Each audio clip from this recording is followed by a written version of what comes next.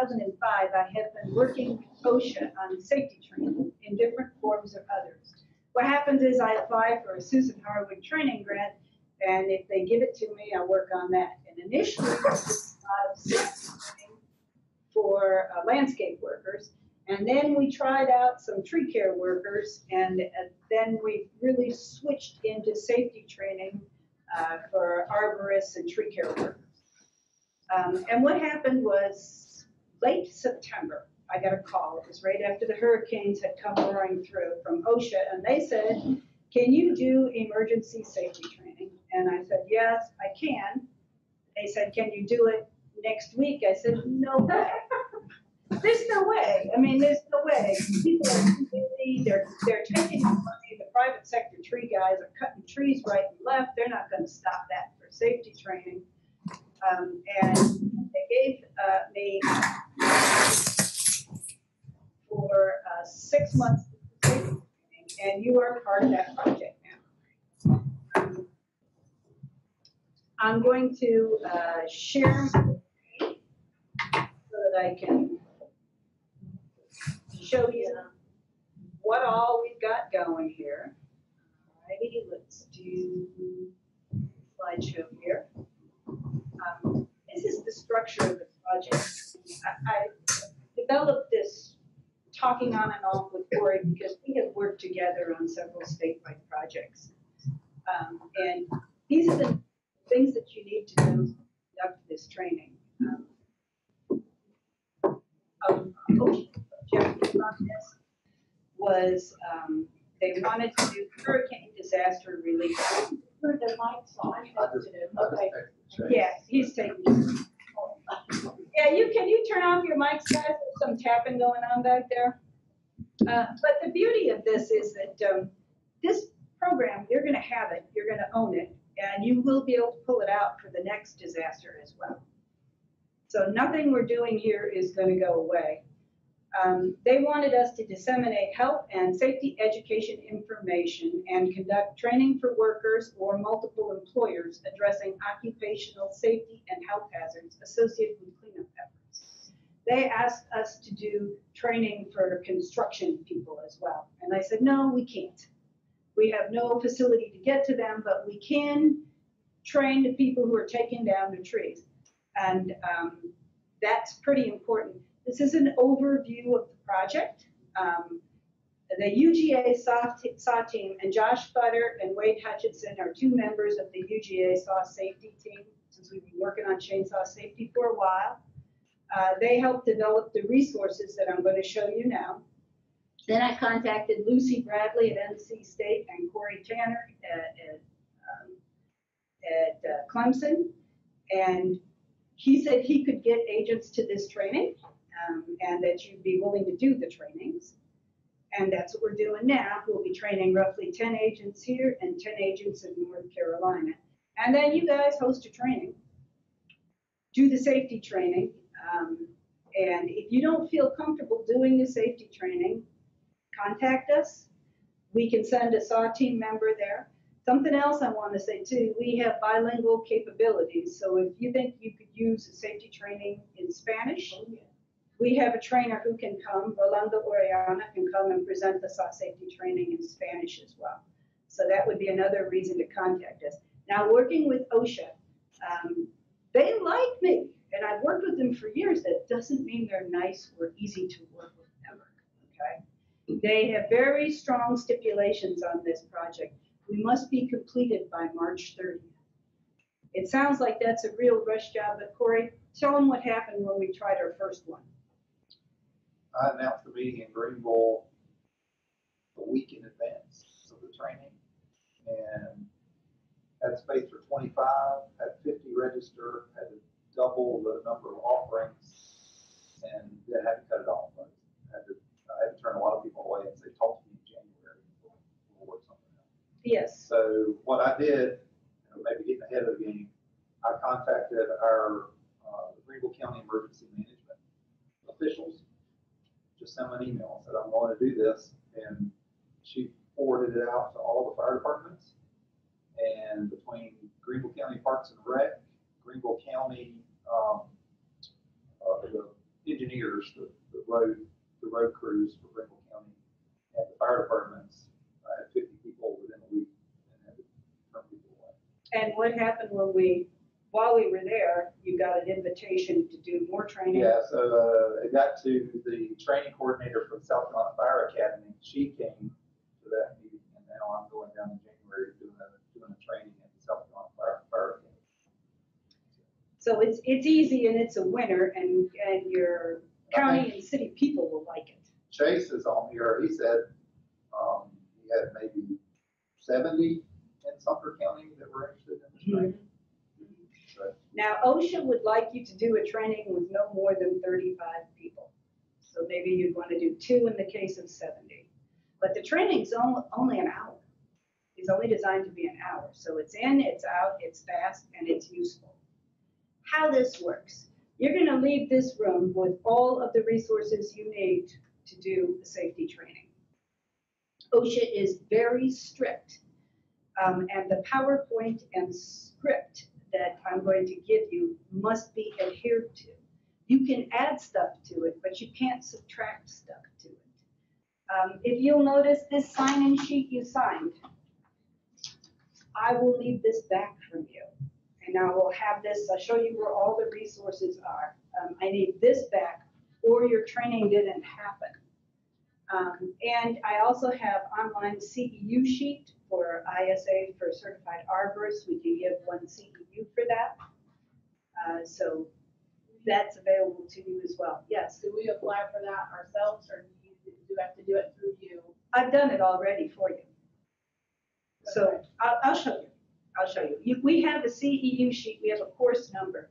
Oh, okay. That is good just like too. an ongoing course. Yes, Okay. because you're going to be doing it. They're doing it in North Carolina. My guys are doing it in Georgia. They don't want to have to read all the paperwork. No, so it's they issued us a course number, which is good till December 31st.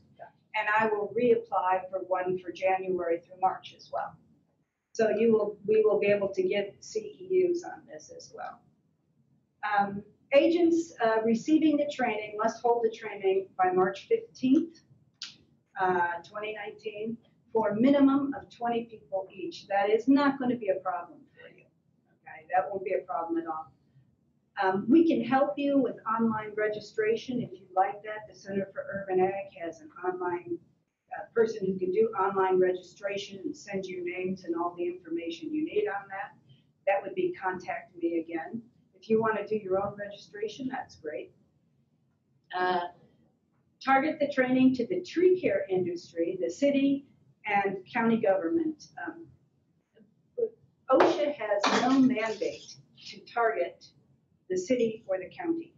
They are interested primarily in private sector workers, and those guys are hard as heck to get out. The best way to do it is to put a master gardener calling the tree care companies in your county. You'll get some that way. Because you have a state-run OSHA, and North Carolina has a state-run OSHA. In this instance, they will accept signees from cities and counties for public service employees as well, so that's all good. I'm sure master gardeners and some homeowners will show up, train them, because this is safety, and there's just no reason not to get safety out there. I absolutely need the sign-up sheet, and it needs to be, this is what OSHA needs, so I need this sign-up sheet back. If you use another sign-up sheet, that's fine, but I need this one back. And technically, I guess I should have to say that you need to use the lump sum sign-in sheet and this one to cover all your bases. Feel free to use 2. I mean, that's totally kosher by me, but I need that. What I need is a printed name and a signature. So that's what I need for OSHA. And OSHA will inspect one of you. They will come out. I'm going to need your dates in advance. As soon as you've got yours scheduled, you tell me when it is. I compile it to a list, and OSHA will tell me. They will come out to inspect us. And I will know who's going to get inspected and when, and you can bet there'll be good communication back and forth on that one. But they're very strict. I also have an evaluation, which you guys will do today. And I know everybody has quirky evaluations, but if we all use this evaluation, we're speaking one language and we have one nice report that you're a part of that's actually a tri-state project. I don't know how that works in your system, but that's very good for promotion in our system. So you would be part of a tri-state project, and every evaluation I get back, you will get back too. I'll send it, I've got your emails, and I'll send you, Cory, you've seen my master sheet. I compile them all at once. So this is the evaluation that you take today will be the one that I'm urging you to use. In fact, I'm begging you to use it. And Wade, can you hold up those pencils? A lot of the people that you're going to be training, maybe you know this. Don't use these inside. Those, I've ordered you pencils because they won't bring the pencils to the training. They won't bring their glasses to the training either. I mean, I've never, in this case, when I trained 70 guys in one room and nobody has a pen or pencil or a writing utensil. So you'll want to sharpen the pencils and bring them to the training as well. So what do I need? The evaluations and the sign-in sheet. I can pay for your travel to this training. I'll show you how you can submit that travel to me. Any travel that you do for your training, I can pay for. If you were not comfortable doing the training after this presentation, you can call us and we will send a SAW team member to do the training and you host it, just as Cory is hosting this one. And finally, we will hold 2 demonstrations in your state. Cory and I are working on the details of that now, but you will be the first to get the information. These will actually be tree felling demonstrations, and we will hire North American Training Solutions to do that. Have any of you seen them work? Tell them, is it a cool training? It is a fantastic training. Yeah, these are professional tree safety guys. They The come more out. difficult the tree, the better the training. Yeah, that's absolutely true. And they will drop a tree. They will drop a tree and bucket. So here's what we need. We need to keep that OSHA disclaimer on all the materials. Don't take that off. You feel free to take off the Center for Urban Ag logo and put your own on. You go ahead and do that. I'm perfectly kosher. But wherever you see OSHA or OSHA's disclaimer, don't touch that, okay? Stick to the script. You can add on, but say everything that's in that script. Make it last an hour so that we're good for the CEUs and that we're good for OSHA. Let the participants handle as much of the equipment as you can. They love touching it. Watch out, they're going to steal your sunglasses and your earplugs. So keep an eye on those. And then finally, OSHA will ask for copies of your sign-in sheets and evaluations. In fact, they'll come and inspect my paperwork. They do every year, and I have to keep it for 7 years. So if you do a training and you didn't send me your sign-in sheets and your evaluations, you have not done a training. Okay, so that's critical. How to hold the training? It's easy. Get a room, a time, and a date. You'll need speakers for the embedded videos. You'll see how that works. Send the info to Bauske, that's me. If you'll notice, you got my card there. Advertise the training. Apparently, you don't have to do too much of that. Borrow a chainsaw. Get a commercial chainsaw. Don't show up with your little Lowe's. You know, if you got a little Lowe's one with kickback protection, that will turn off the professionals. So borrow a chainsaw, and probably your parks and recs or your city people have got one they can loan you. Get some ringers. That's some equipment that's not safe. For example, I ordered you sunglasses that are just sunglasses. They're not safety glasses. When you pass them out and they're looking for the little Z87 that proves those will be ringers. So that gives you a point in discussion. I got some ear protection that's a ringer. Get a crapped out hard hat. Okay? Get some equipment that's a ringer. Download and use the PowerPoint script, sign-in sheets, and evaluations. I'm going to show you where those are. Do the training. Send the sign-in sheet and evaluations to me. Wait for your cool prize. There will be a good reward for every sign-up sheet and evaluation, well, every set I get, okay? And don't worry, you'll get the results of all the trainings that we do. Cory, tell them, I share like mad, right? Yes. Okay, good. So, I Well, need, I a typo. I have this question by email. We're not charging, these are free programs. We're not charging for this program because OSHA is paid for it. Excellent point. And OSHA will kill us if we double charge. And And it's only also- an hour, so you don't have to charge, you don't have to get food. No, you don't have to get food. And the other thing too is that you can charge for food. For example, when we drop the tree, it will be a 7-hour training. So we will charge a hefty lunch fee because when people come out, they paid some and they come out for that. And also if you let them go, they'll never, they wander around. So basically, this training, you cannot charge. So can you hear me? Yep. Yes. Gotcha, Zach. This is Zach in Charleston. So we can't even charge it, even if it's just to cover a room fee? Because that's an issue we have is. I got the money to cover your room fee. Oh, okay, perfect. I got the money that I can cover room fees, AV fees, printing fees. I can cover that stuff. Okay, so that, but OSHA's attitude is, wait a minute, we gave you money for the training, why are you charging for it?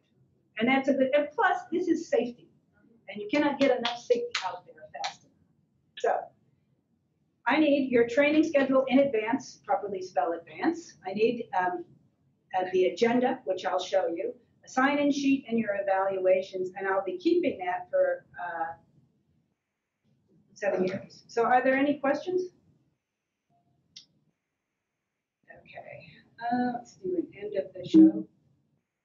All righty, now I'm going to get online and I'm going to show you where everything you need is. Can't see it up here. On that piece of paper I just handed you is the website. And it is ugaurbanag.com/disaster. Not because I feel that's what this program is, but because it's disaster relief training.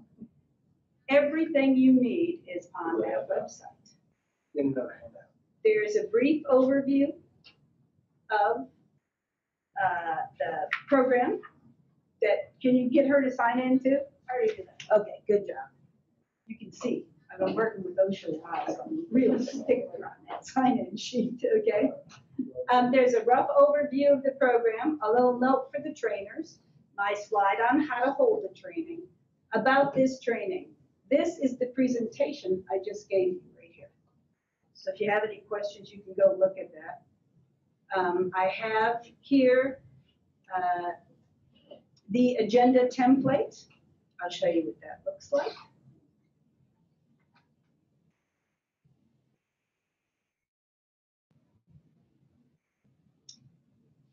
Opening up now. Is that under agenda? Okay, that's something we can fix. That's the sign-in sheet. Okay, here's the sign-in sheet that you'll use for your training. Let's see if I can get this big. All righty, and all you got to do is put in the date, the city, and the state, and the instructor, which will be your name. And you can fill that out. You can type that in there and get that to me. Okay, let's see if we've got the agenda at the sign-in sheet, which we could.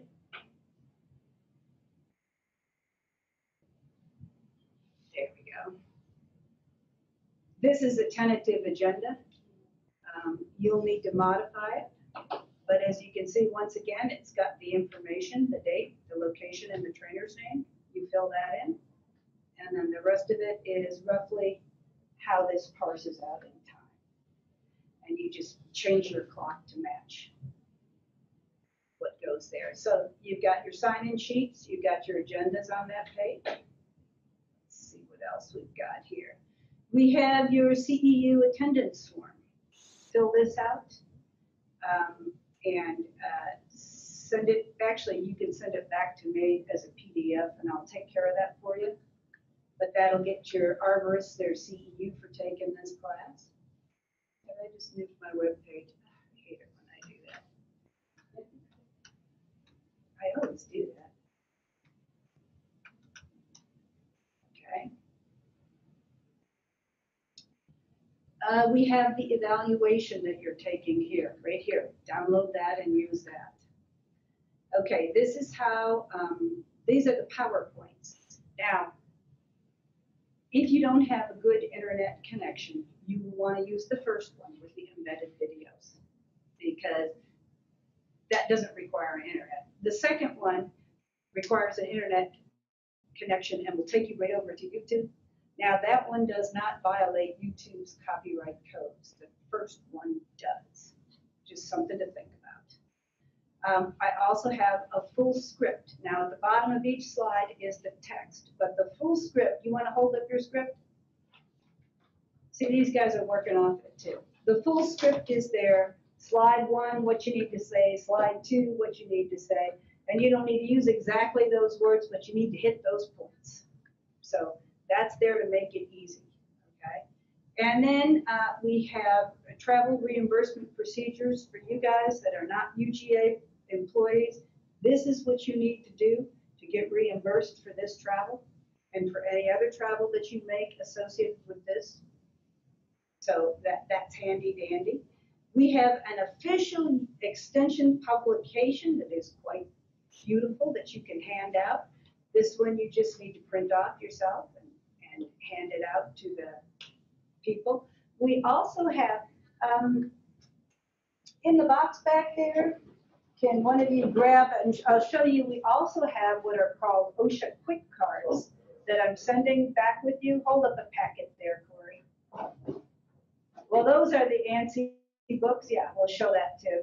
Okay, these are OSHA quick cards. You've got a stack this thick, each one of you. It is about 50 chainsaw safety quick cards, 50 using a lift quick cards, and 50 chipper safety quick cards.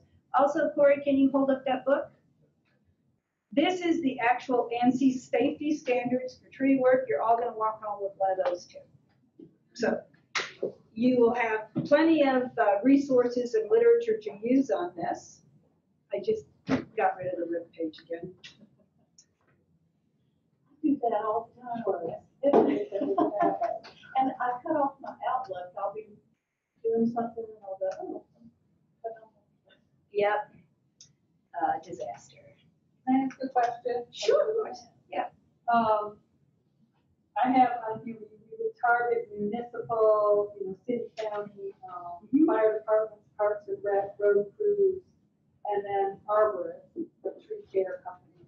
What about utility foresters? I mean, don't they get their own training? Well, the way it works with tree care, okay, with professionals, the utility guys would be, they're hired usually, they're companies that are usually hired by the city or the county, and they are big companies, and they have fantastic internal training programs. So they don't really need that. Yeah, if you're talking about big, electrical, corporations, Yeah, they usually They have, have their own. your David Yes. trees. they usually they're not usually. North Carolina ain't coming this way. Right, yeah.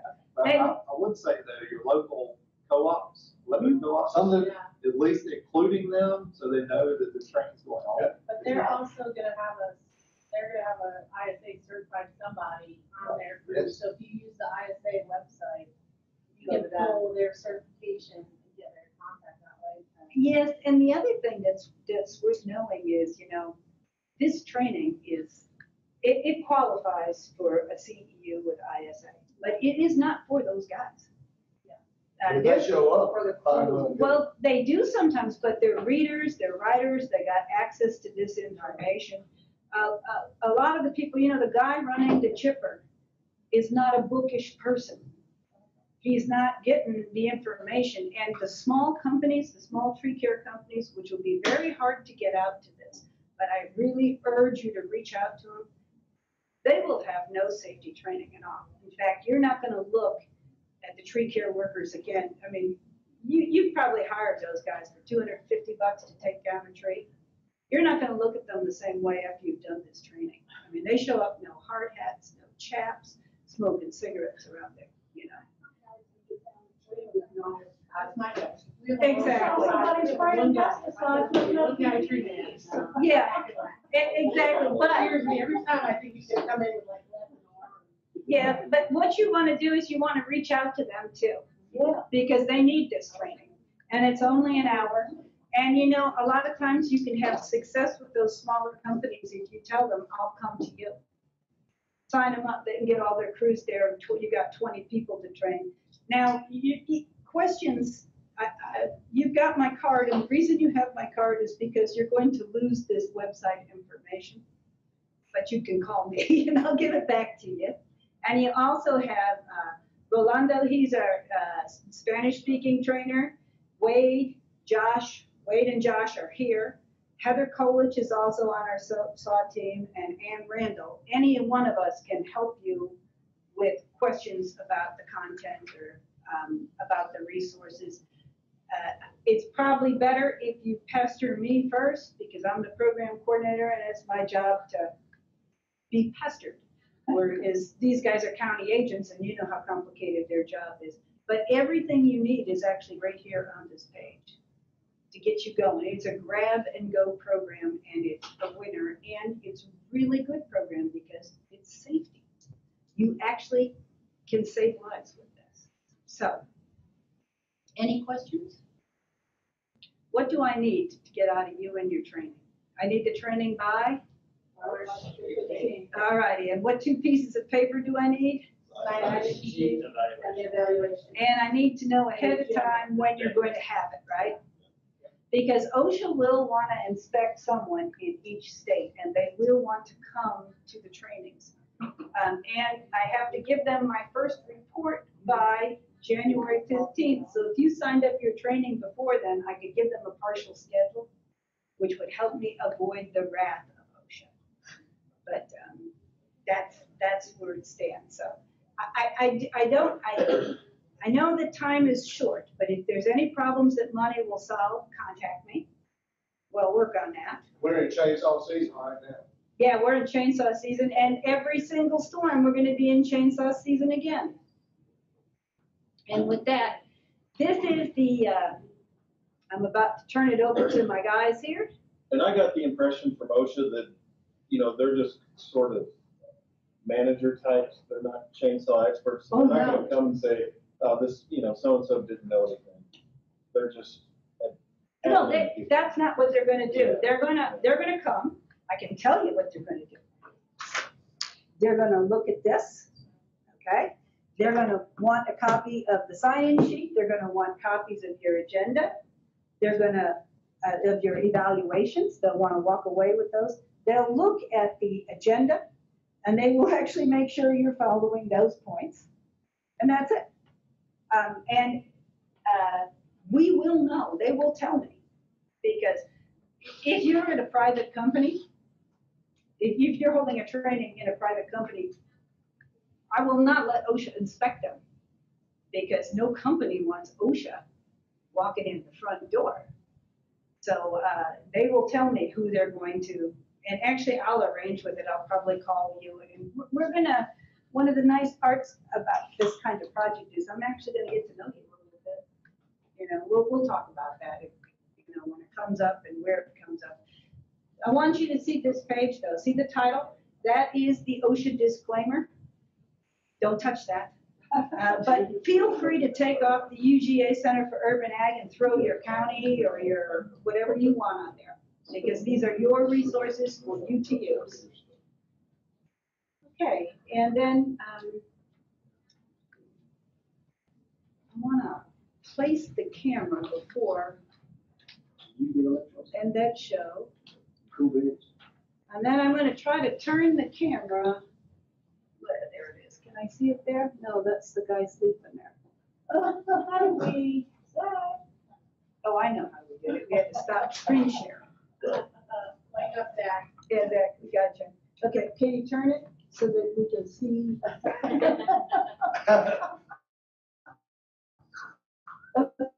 Okay. There's Wade. You see him in the corner there? That's the man. All right. We want lights down or up? Yeah, I was gonna suggest we figure that out. When I got up here, we'll cut back on. turn off the front ones. So I really, it doesn't seem like we can. You're doing the same thing I'm doing. Well, wait a minute, turn off the, we can't turn off the front ones. Can we? These two won't go on. These two aren't going on. How is that possible? All lights go off. Oh, wait a minute. Oh, no, that's the It's screen. probably a. Yeah. Is that's the keyboard? Well, they're not gonna be looking at me anyway much Okay. I'm in gonna their start offices, your- right? I'm gonna start. So as long as they can hear me well, I guess. I just shouldn't have the lights off for folks in this room. That's fine.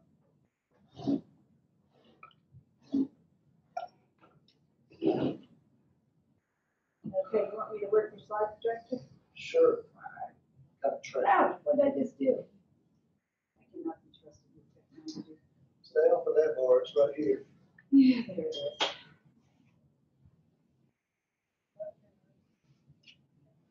All right, cool beans. Well, I'm happy to be with you all today. Picked Josh up about 8. I left home a little after 6. I'm Wade Hutcheson, Ag and Natural Resource Agent in Walker County, Georgia, which is northwest corner of Georgia, where it's been raining since Friday afternoon. And we've had probably by now, over 67 inches of rain for the year. My disclaimer for this is, what she just said about it all being there ready to go, I tried every bit of it last week, and every piece is there, ready to go. My interest in this is because I still ain't seen my daddy put on a piece of personal protection equipment yet. So that's one driver for me.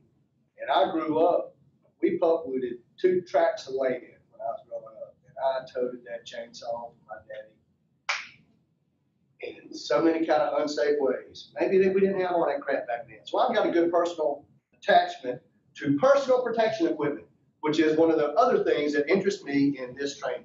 What about that phrase does not interest you? Personal protection equipment. We are part of a grant, and you're going to want to remind them that we are part of a grant, and Ellen has put all the stuff we need together in a box. And as a county agent, you know you don't always get involved at this level, because involvement at this level sometimes is a losing proposition. But here, we're all going to win. You're going to walk out of here with great stuff. You've got a great training. And do I have to say the number, or do I just have to refer to that disclaimer? Just point to it. There's All right, the here we OSHA go. disclaimer. Make sure that they know this is part of an OSHA grant, and we're doing good things with those OSHA grant monies. And here we go. What's the next one? How many people saw this already? I didn't catch this already, but let's tune in to what Sister Margaret Ann, we're going to start talking about personal protection equipment right off the bat, and a lot of the things that go along with it. Matters in her own hands this week, firing up a chainsaw to clear trees blocking a road in West Kendall, Florida. I grew up in Texas, so my dad always taught us, do what you need to do to help other people out and always put others before yourself. An off-duty police officer passing by caught the surprising sight on video, suggested Sister Margaret just wait for help. And the police officer said, sister, you don't need to do this because the police will come. And I said, we're on the edge. They may not come soon. We need this now. Miami-Dade police posted the video on their Twitter page, praising her efforts. But Sister said it was no sweat. Helping everybody out and working together as a team is what it's all about. There you go, guys. For students at Archbishop Coleman F. Carroll High School, joined the staff to help clear school grounds Wednesday. We all got together and we made a lot of progress today. It was a lot of hard work, but it was fun and we had a lot of fun doing it together. When it comes to sports, the school, academics, everything, so we go get it. The school can't reopen for classes until the cooling tower is repaired. In the meantime, Joey goes on to give her what I think is a little bit more applause, what she needed for this. This got a little bit more warm and fuzzy. But when you step back and think about what happened, and we all got Sister Margaret Ann's mentality, right? All get out there and help. That's how we were brought up, so serve others, get things going. But what about this is wrong? Her outfit. Blowing in the wind, that frock is just waiting to get caught up in something, all right? Yes, ma'am. Taking all the weight off the end of the limbs might make the whole thing. All right, the way she's doing her cleanup may or may not be safe, which is indicating right off the bat she had no plan. What she saw was a problem that needed to be fixed, and she was going to fix it. I mean, we're on the edge. They may or may not come soon. So she had some good valid reasoning. We can applaud her mentality, but we want Sister Mary Margaret Ed to be there tomorrow when the rest of the community needs her. And we want the responders that are going to show up like this to understand it don't take much to be geared up and ready to go when you're ready to respond. So, Vicki, you had a really good look on your face when that video was shown. Yeah, is that you? Oh, Sarah, Yeah, sorry. Sarah, you had a really good look for her. all right, no plan, no safety equipment whatsoever. No She's phones. wearing an outfit that's gonna cause her to trip or get caught in that blade. Nobody watching her back, nobody watching the traffic, no cones. Did she inspect that tree to see if it's on any wires? If it's touching a conductor of some wires where the wires are down at? So no plan whatsoever. The tree care Do industry. you wear chaps under or over the habit? The habit, that's what I was trying to think of, the habit, over that. She's gonna wear them under her habit, is where she would put them. She would put that habit on back over it, I think. But I'd be happy if she just would have put them on. I think. Did you see her working that saw? Did you? You didn't see it, but go back and watch the video and watch her working that saw. The chain was dull, all right? And she's doing the work all in the wrong way, but she knows how to run a chainsaw. TCIA is a Tree Care Industry Association. That is not including the logging industry. Is that correct? Correct, Ellen? But they reported 153 accidents in 2016, and only one of those was fatal. But when you break down those accidents into what they were, there were 48 of them by falling, and the typical fall victim is one that was not secured. No supports of anywhere, no safety harnesses, no safety line, no lifelines. 38 of them were struck by something, hit by something. Most of those individuals failed to clear the drop zone. When you're taking the tree down, you got a guy up in the air, you got a drop zone, a new guy on the job maybe, or somebody that's fixing to retire. We'll get to that point in a minute. So 38 of them struck by something. And then 34 of them, I was a little bit surprised at this, electrical incidents, where they failed to adhere to the MAD. Does everybody know what MAD is about? That's not a Clemson fan because y'all get to hopefully beat Notre Dame.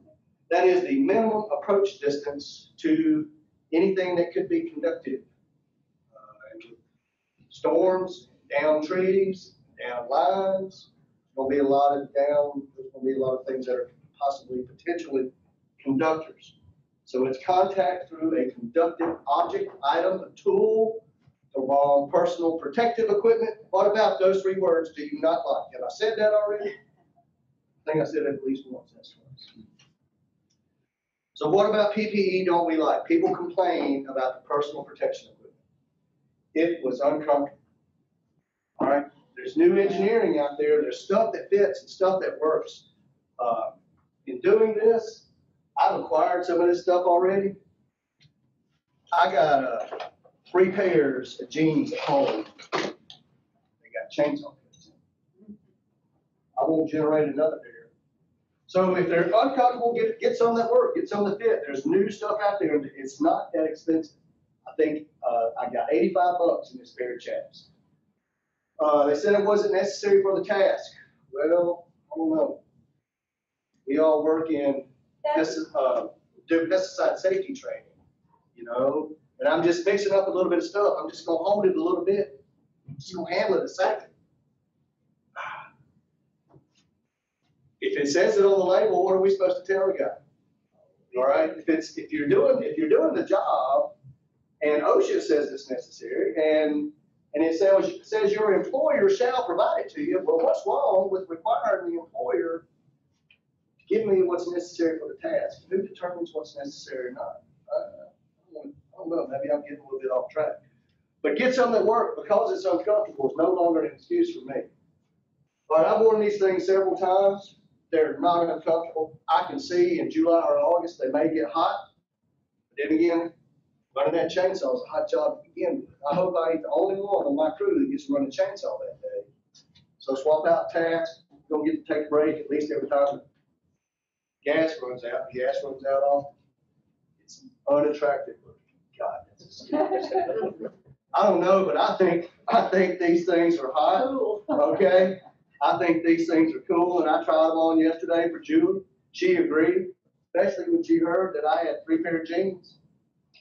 You know, 1 pair is going in my car, and I'm gonna show them next time.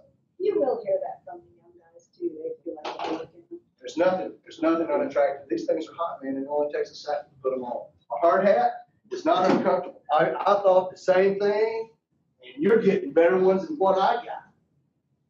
There is nothing uncomfortable about this thing right here. And are we up to that video yet? No, it comes, keep going. OSHA required PPE. There we go. It is not uncomfortable. The minimum amounts that OSHA requires us per the set of standards you're going to get today in the handy dandy book that everybody's going to get. You got to have a hard hat, and this thing, the ones that you would get to display are even better. We sending them around already? Not yet, wait, All right, wait, all right. we'll get, you're covered too. So hard hat, head protection, eye protection, earplugs or muffs, chainsaw pants or chaps, appropriate footwear. These have ANSI standards associated with them. And that means that your employer shall, which translates into must, provide them for you. We also recommend gloves and boots suitable to the task at hand. Now, boots, we're getting a little bit persnickety personally when it comes to boots. I still can't put on a pair of boots that's got a steel toe. I'm going to look for some newer composite boots to add to my assembly. And if you're climbing a tree, they say appropriate footwear. If you're a tree climber, you got to go up that tree. Boots may not be the best choice. They might use climbing shoes or a lighter sneaker, which is. How much fun is it getting new gear? Everyone in this room is a county agent, and I know I'm talking to some people close to my heart. We love getting new gear, right? All right. So a hard hat and a helmet. Got to meet ANSI standards, Z89. Yep. Right? And when should you put it on? Well, if you're responding to emergencies and it's tree care work, probably about as soon as you get out of the truck. It's right there next to you when you go get out of the truck. And before you can make an inspection, just wear it all day. That's when you should wear it. How do you know it's safe? Well, you check it out, and it's going to be stamped with an ANSI standard on it. And the ANSI standard, I think for this one, is Z79. So we want everybody to look and hold and touch, and you test your helmet out. Now, mine's not old. I haven't even worn my stuff in operation yet, and mine is completely decked out. But I want to do it, so I'm happy to be part of this training because of that. But find the ANSI standard, even if you have to get out your glasses. Where am I? Z89, do you see it stamped in there somewhere? It's not enough light in here. Turn the light Okay, on. we're going to go back with the lights in the I'll get room. my flashlight out. Yeah, it's hard to see. Oh, yeah, Z89. And when you train the guys, you're gonna get the helmets in their hands. And it's one per. Everybody needs one that's on the crew.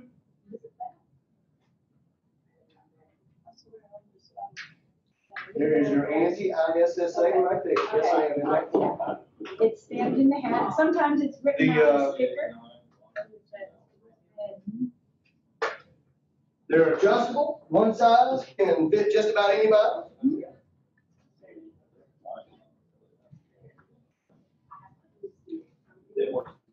Mine's the standard. ANSI, C89. All right, and everybody gets a hard hat today. When you see Nigel, He's got this. you can wear like a skull cap. Protect yourself in cold weather. Some of us, y'all are getting about as bad as I am, or are as bad as I am, but I ain't got much pad left upstairs. So you can keep warm in the wintertime. Bend it, see if you can break it. There's one in this room that is not safe. Who can find the one that is not safe? There is one of these hard hats is no longer safe. They fade over time. You should replace them according to manufacturer specs. Where's my book? This is the owner's manual that goes with that hard hat.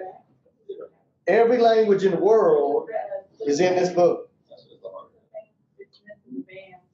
Yeah, that one has a broken harness. That's correct. It's also dull. which, you know, you look for, They'll fade, It should be shiny. it should be shiny. They turn chalky. they'll when fade, they're they'll get exposed to the brittle, sun. they'll crack. If it's cracked and you bend it, put some pressure on it, if it's cracked, it's whacked. It's gotta go. Do they have dates on How long can you use a hard hat?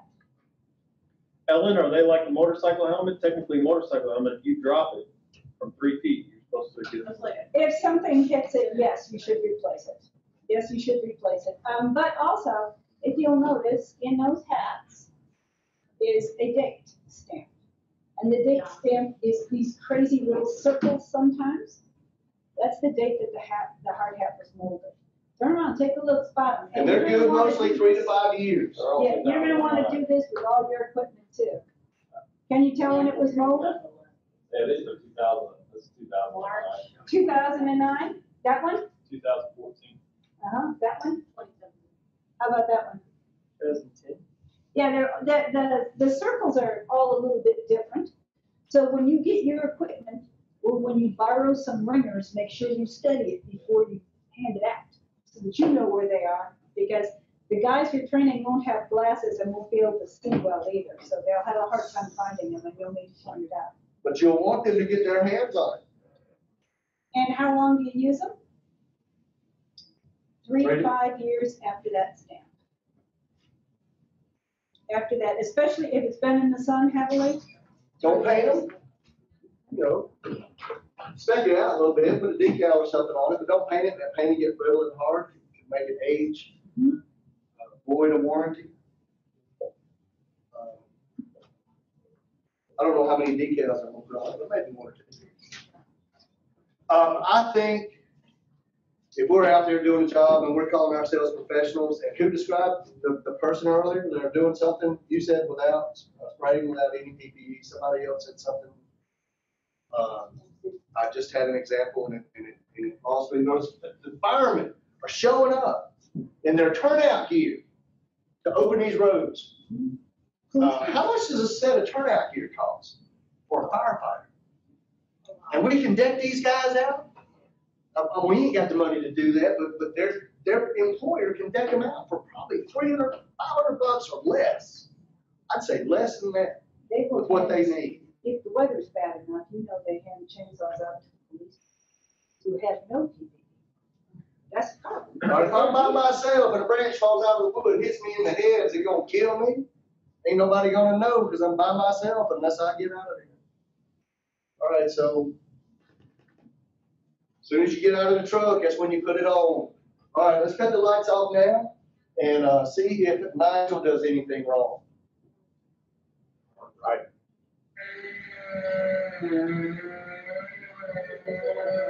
See, that's a pretty small branch.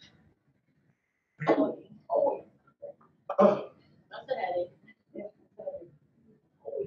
wait on it. Now you can see it. Carrying the saw. Gotta get that.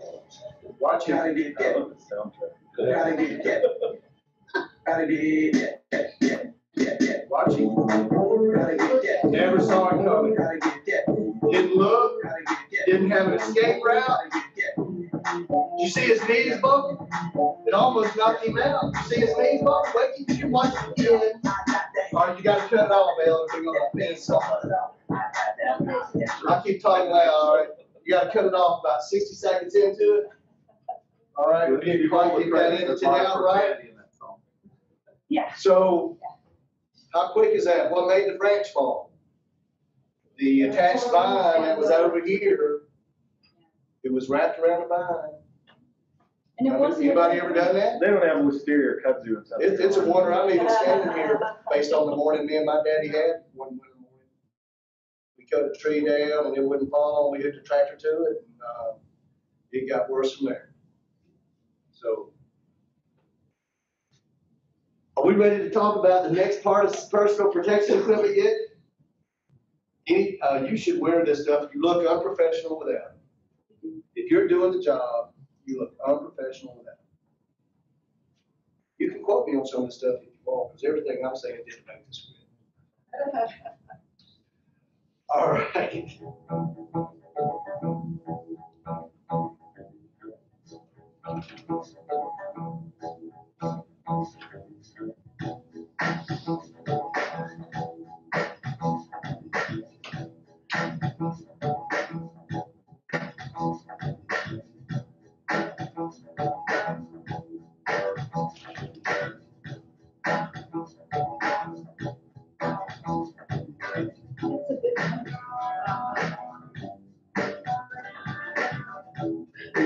was using a wire wheel on a sheet of metal when a tiny piece of wire shot out at high speed and pierced his eyeball. Not even an eighth of an inch long, the projectile caused too much damage to save his eye. Think this is just a harmless little screw? It was in the grass when a man edging the lawn with a powered string trimmer hit it, instantly turning it into a missile traveling fast enough to shoot directly into the center of his eyeball, penetrating the pupil and embedding itself deeply in the vitreous body.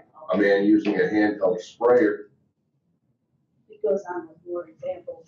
It doesn't take a lot to make. Oh, yeah, but this one makes a great point, because this poor guy gets splashback to the point it causes him to drop his phone, and it takes him 20 minutes to find his phone. That's why he's in so much trouble.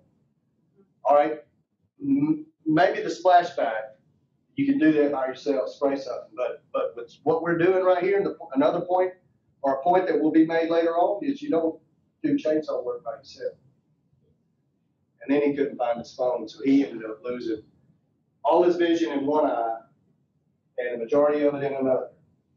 And that video, the part about the screw and the weed eater and everything's a projectile. And as a kid, I mean, it hit my leg. I guess I'm glad of that, but I've got to follow my daddy every step he takes. So he's cutting the grass one day. And I'm following him on the side of the mower where the grass comes out. He hits a piece of wire from the fence that's keeping the cows in. I get a piece of wire in my leg. So that got nothing to do with this. We're talking about personal protection equipment and eye protection right at the moment. And I'm running a chainsaw, and I got my hard hat on. It's got my brush guard on it. All right, keeping the chips out. How fast does that chainsaw blade go? 600 feet a second. That translates to 68 miles an hour. And you never know what's inside a tree. You can hardly see the no trespassing sign anywhere. Okay, this is going to stop the dust, most of it. It's going to keep branches out of my face. But there's a lot of mesh. That's pretty wide mesh, right? There's a lot of stuff going right through that. And if I hit something metal, that's coming right through that mesh already, and that's pretty close to my face. So even with that, I want a pair of safety glasses on. That does not meet ANSI standards. The face shield does not. That's just there to keep the brush out of my face, walking through the woods, okay? The second slide there, the owners lost their Christmas tree lights. You never know what's inside a tree. We've all seen it. Stupid things people put inside of trees. That was next to the fence. This is a crepe myrtle, and it's fixing to swallow that part of the fence. So then the tree gets cut down. You're the one running the saw, or it makes a meal, and your blade hits that, and that chainsaw is moving at 600 feet per second. 68 miles an hour. All kind of things in trees. This is one of the most interesting that I've ever seen. This is our poor friend Stucky. No doubt, probably one of the greatest coon dogs ever lived. He is actually on exhibit down in, is it Albany or Waycross? Waycross. It's in Waycross. You can go see Stucky. He went in a hollow at the bottom of a tree, went 28 feet up that tree. And it was a, what tree was it? It's in the script. Chestnut oak. Chestnut oak with the tannins in it, and it petrified. Brown and white, I think they said he was. No doubt. What a horrible way to go. But he was going after whatever he was after. And I expect he almost had it. They found him 60 years later. They cut down that tree 60 years later. It was getting logged, and he showed up at the sawmill just like that. We know what trees do with stuff that gets in them. They grow around. Trees don't heal, they seal. They grow right around it. So you'll find all kind of stuff in that unsuspecting cut that you made. But what have you found in trees? Ratchet strap. Pardon me? My father-in-law decided it would be a great idea to try to ratchet strap the threads of the hair back together. So then it grew into it. Clothesline.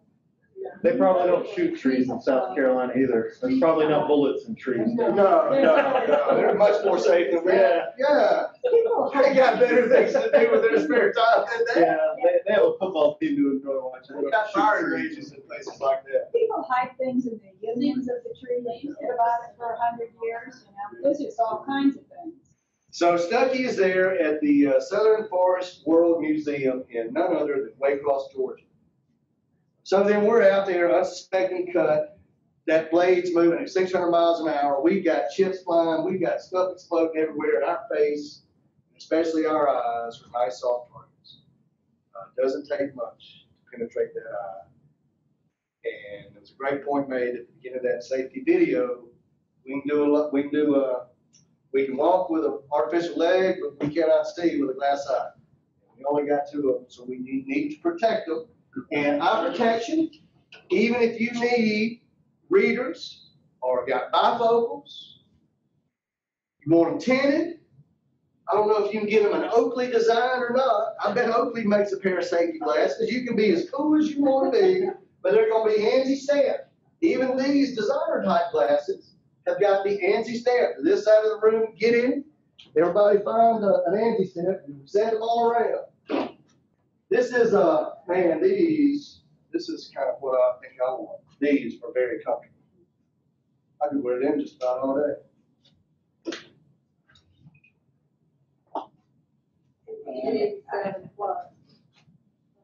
A couple of things, yeah, those are actually safety. If you need top shelf glasses, you want ones that resist scratches, resist fogging up, got the ANSI stamp on them, they need to be Z87.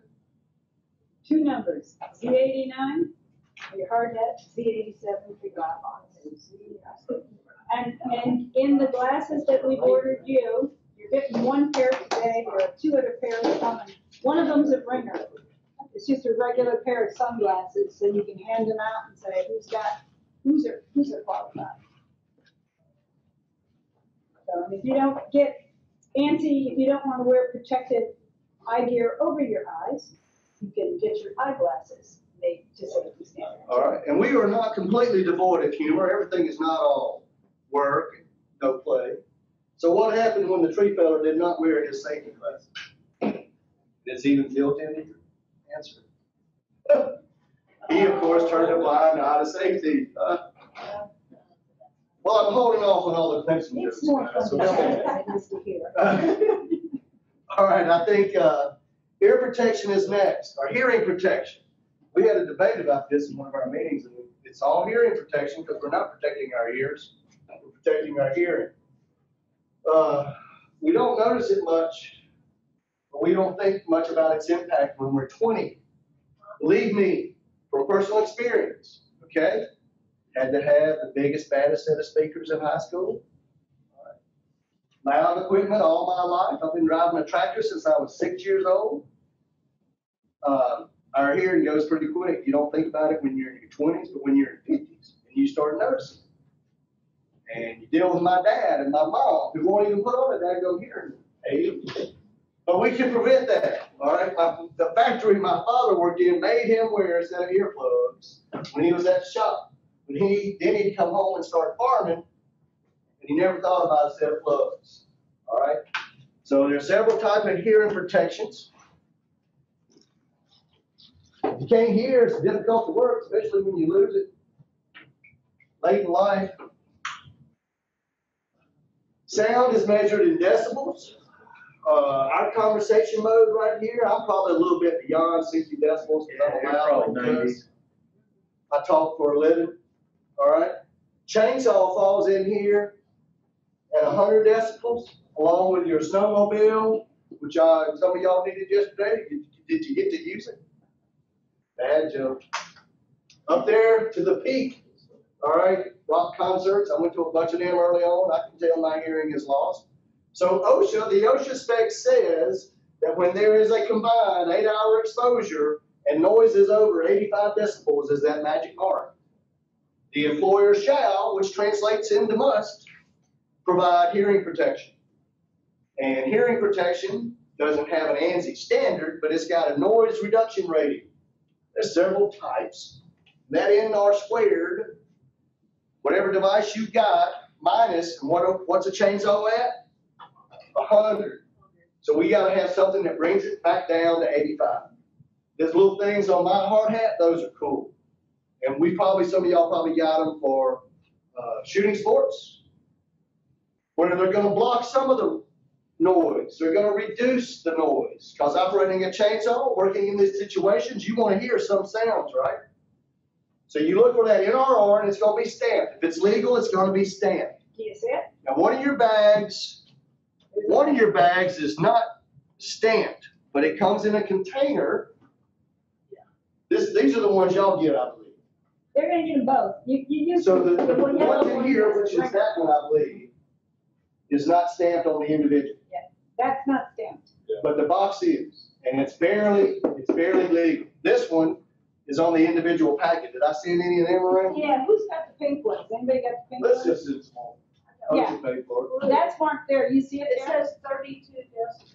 Yeah, Which that's from right. 100 down to 85, that gets the job done. Okay. But we would not want to block out all sounds. There's not a play on this. No, that's not it.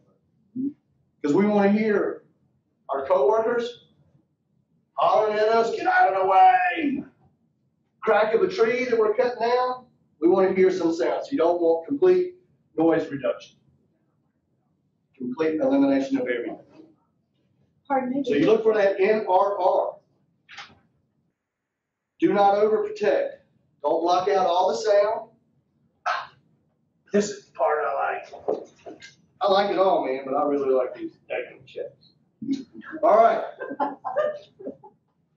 So we protected our head and our eyes and our hearing. What about our body? Hats going on as soon as we get out of the truck. It's going to take a little bit longer to get geared up. If you're using a chainsaw and you're operating it 600 feet per second, it's hard work. Nothing easy about running a chainsaw. It is not easy. It's fun, no doubt about it, man. Who doesn't want to run a chainsaw? Anybody in the room not want to run a chainsaw? I don't want to run it near as much as I used to. I couldn't wait for a job where I had to get my chainsaw out. All right, they say they're uncomfortable, difficult to put on. You have these things on in about 5 minutes. You want to buckle all the snaps. They need to go 2 inches below the top of your boot. I have lost the snap. Wade has very cool, all surrounding his entire leg, which is giving Yep, him they wrap all the way protection around. on the back of his leg. But there's pants as well. Let's send that pair around already, Ellen. Yeah. These are chaps that just cover the front, but they're pretty good too. Pants too, right? Yeah. Yes, you guys walk out of here with pants today. I prefer the chaps. After seeing what y'all are getting, I'm kind of jealous. So I want the pants too. Yeah, see, his are cool though. They go all the way around the lower calves, which is safe for these.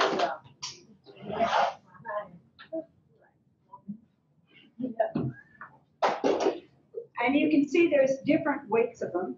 You will be provided with 3 pairs of chaps to do your training.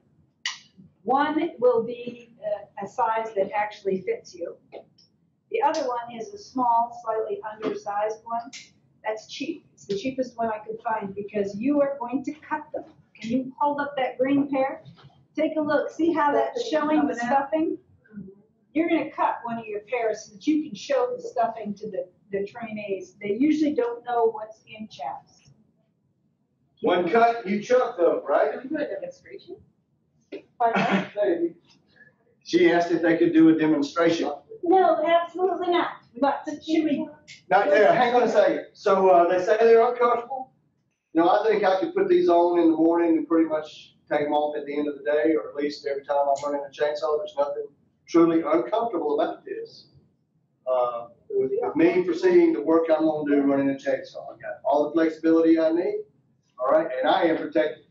Remember what I told you earlier. I got 3 pairs of Levi's. They got chainsaw snags in them. So, chainsaw chaps or pants. They do not have an OSHA standard, but I hope it comes. You need to read your owner's manual, understand if they can go in the wash machine or not. These are hand wash only in cold water, line dry. Why do you gotta wash them, Wade?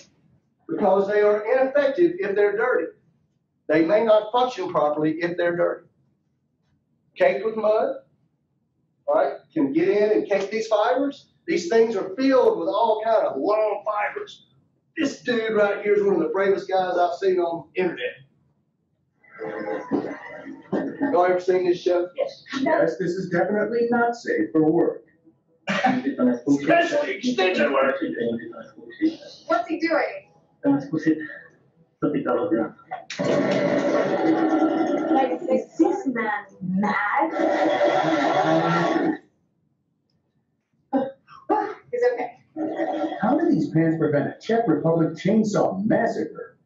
How fast was that? The secret to their survival is down to the pants. Underneath the green layer, there are 8 tightly packed layers of plastic fibers. It's a plastic called synthetic aromatic polyamide, or aramid for short.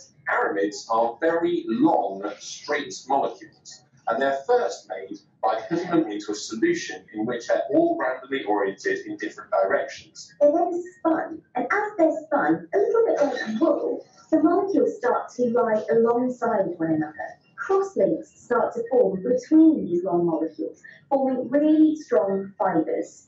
In fact, the pulling or the tensile strength of the aramids can be over 8 times that of steel wire, making them very difficult to break. The fibers don't break, but instead get pulled up into the chainsaw mechanism. They end up jamming the sprockets of the turning wheel, stopping the chain in less than 1 revolution. Less than 1 revolution. I love Pavel because he has full faith in the chemistry and he has proven these really do work. And while Pavel heads off to buy a new pair of pants, we move on to number 18. All right, so what part of us is most likely to get cut? Yes, this is definitely not safe for Our left leg. One, because of inappropriate work. Some people like to run the chainsaw with one hand, bring the brush over with the other hand, so one-handing and chainsaw leads to a lot of accidents, but then we get tired. We start resting that chainsaw on our left leg, and we do not engage one of the most critical safety features on the saw, and that is that chain break. What does that do? We'll talk about it in a minute. It does. And we will not engage it. This is why you Technique. your pants though, because they will want to see this. And these started out nicely tucked in. I'm going to start another slice down here. But most people think that the pants look like some sort of barrier. So they're quite intrigued. No, you're going to have some fun cleaning that chainsaw. Yeah. If you get to that point, that guy got it. And I so mean, you can clean it out. It ain't going to take that long, but you're going to take the labor off. you want to touch and feel, go ahead. One cut, you chuck. Do not trust them again. If the shell gets cut, you can take out needle and thread and fix the shell, repair but if you mess that fiber, you cut that fiber, that pair is useless. It's demonstration from there on out. And that pair of chaps were Brian's, and he didn't even know he'd cut himself. All of a sudden his saw stopped. He thought something's wrong, and was looking at his saw and saw the fibers, and then realized what he had done. So. When you put them on, before you start using the saw, they are worthless in the truck. That guy or the guy that has the accident by yourself, can you stop the bleeding? Chainsaw cuts are ugly, people. Worthless in the truck. You want to go home with both the shoes on at the end of the day. Gloves, along with all the other gear, the gloves that I got as a result of doing this with Ellen, and these are not the top of the line gloves. I'm, kind of a frugal county agent. Check them gloves out. But get the gloves that fit you. There's no ANSI standards on gloves. But that one right there with the padded vibration absorbing material in it, and I am arthritic already. I'm older than I look. Are really helpful. All right, but a good pair of gloves. Feet protection. Get the shoes that are comfortable. Break them in before you get on the job. Showing up to help something. It's not the time to break in a new pair of boots. No matter what puts us off, if we're there as a first responder to help, the last thing we want to do is to become a victim and got to have people responding to us. So break them in before you get there, have the right gear so that you look the part. I understand even when you're out on some city streets, that's a bad joke. In South Carolina, you have to put one of these on. You know, this is the national color in Tennessee. So anyway, if you're in an area where there's hunting going on, and this is where you're working, there's been many times, even as a county agent, I will reach behind the seat and put my vest on, depending on what I'm going to look at, what time of year it is. So a safety vest. And again, that argument that they're uncomfortable, that they don't look good, and you can get T-shirts and crap and all kind of day glow colors now. All right. So stay visible. What point? There was a point I was supposed to make in there that I told myself. If you're working by the road, it's a shall. It's an OSHA shall situation, which means you must wear a safety. If your company's on the right of way, closing and working on streets, then you've got to have your orange on. All right. Am I finished with my stuff? That's it. I talked about the gloves. I talked about the boots. I talked about the vest. Anybody want to try these on? They go on in a heartbeat. I mean, they're easy peasy, fellas. The pants are going to be even easier. I have a question about personal protective equipment. Does the training address what the employer is supposed to provide or required to provide? Yes, slide number 3. Was it? Yes, OSHA requires Hard hat, head protection, eye protection, ear protection, ear protection, hearing protection. So the employer is required to provide that for their employees. Yes. And if you would like, I can send you a slide that specifies employer obligations. So one of the guys that needs to get an invite to your training is the guy that spends the money. Right. Reason I ask is because they don't provide boots, or they don't have to provide. It's not an ANSI standard, but that's a lousy employer, in my opinion. You know, So somehow find a diplomatic way to make that point. we work with, a lot of us work with farmers that, they're required to provide personal protective equipment for pesticide application. If they hire someone to cut out that training where we have had farm laborers say, well, my employer doesn't provide that. That's right. And then who are they supposed to go to? Because we'll get that question. They call OSHA. Yeah. But, well, I try to get them to our department bag first before I subs. right. But in the tree situation, they call OSHA. Right. You know, the trick is you're always going to be on the interface. Now, the public works people, what usually happens, for example, we did training at Emory University. When their grounds people realize how dangerous chainsaws were, they just put them all up, locked them up, and they hire all that work out now. Did y'all hear that? Yeah. That's an incredible point right there. They didn't know, they don't, sometimes they don't, like the policemen will have no idea how dangerous. Sister Mary Margaret, God bless her heart, man.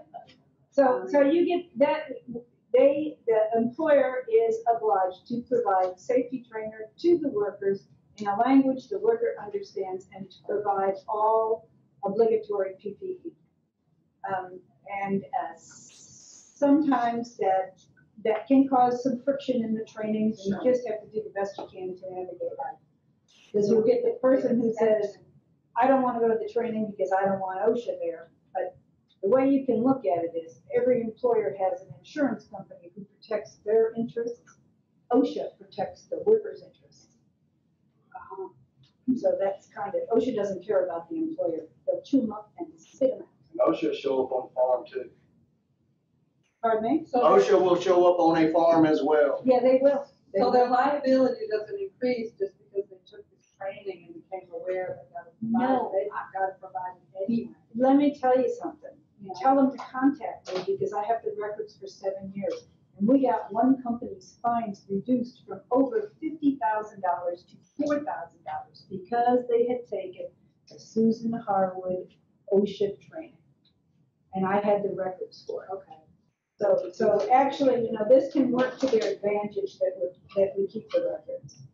Right. So, yeah, it is tricky. But now Josh is going to take over because we're done with any other questions about PPE.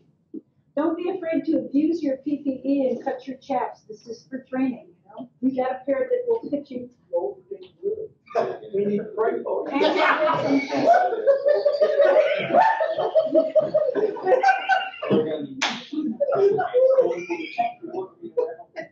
And can I say one quick thing about what's the biggest advantage of chainsaw pants over chaps? These are pretty warm, but the back is pretty cool. Did you touch them? The biggest advantage is no matter what, where are the pants located? On your body. You're You're not as apt to just take the off like you are these chaps, because it's just a couple snaps. Probably easier to get out of too if you gotta use the bathroom. Just one pair of clothing to get out of. Yeah. But, you know, these are no problem, and an argument that they're uncomfortable or they don't fit, don't float no more. I mean, my God, you wanna go home with a stuff or not? My secretary was telling me as I was working on some of this, she has friends or family in Australia. Apparently in Australia, I didn't look this up, but she said you have to have a license. Oh gosh, you're doing Period. that too. You do Private individual has to have a license. Think about it. You need a license to drive a car. Yeah. You can hold a whirling blade in front of you. So we're finding a way to make insects fit into this. I don't know if this is so we can get a specialist on our team. No, can I tell you why? Because OSHA specified the topics that they wanted me to cover, and insects, stings, and bites were one of the topics that they wanted me to cover. Yeah. And the workers are going to be more exposed maybe to insect-borne diseases. So we live in the south, storm season is in the summer. Pests are out there, and they're only going to increase probably after a storm. There is a slide that we should probably add to this that I didn't think of when we were putting it together, but Dan Suter has a slide. He's our household pest entomologist down in Griffin. And they have a house that they just kind of let rot for termite and stuff. Well, they have a slide that just shows like a saucepan outside this house, you know, pork or something like that. And they had a grad student count the larvae in that thing. And I think it was like 6,000. 1,600. It was like 6,000 some odd larvae in a little saucepan. 1,600. It was insane. It was insane. I've got it on a flash drive. Yeah. So the mosquitoes are going to be out there, the chiggers are going to be out there, and if anything more, is more of a distraction. You're holding a potentially deadly weapon, and you don't want to be swatting bugs. So chiggers are, of course, out there. They don't burrow into the skin like some of the people might think they do. They create that irritation that then itches for a week or so afterwards. So best is to just prevent. So wearing, permethrin or permanone on your clothing is going to keep them off of you. And just know those areas where they're going to be, and maybe save those areas if you clear and brush. Save that area for the end of the day if you can, so you're not then itching for the rest of the day if you do get exposed. But using that insecticide to keep them off beforehand. Ticks, always present in the woods and the trees. Tweezers as a removal method. I think Ellen mentions in the script some of those herbal remedies and other things are not approved. So seed ticks on the right, really, really small before they start building up all that blood in their bodies. Permethrin's again on the ticks, I think. I'm not doing all of this. So. You know, seed ticks, you know why there's so many clumped together on that one poor innocent soul? Because they lay a cluster of eggs. There can be upwards of 200 eggs in that cluster, and they sit there and wait for one of us to walk by. That's why you get so many. The reason these things appear to be more important in a disaster is that you'll have like policemen working where they don't usually work, and they're not used to looking out for ticks. But suddenly they're kind of dealing with a tree along the side of the road, and they're in tick or chigger area, and they're not thinking about that. So permanone or pyrethrin-based products on the clothes will help with triggers and ticks, and all the hunters know that anyway.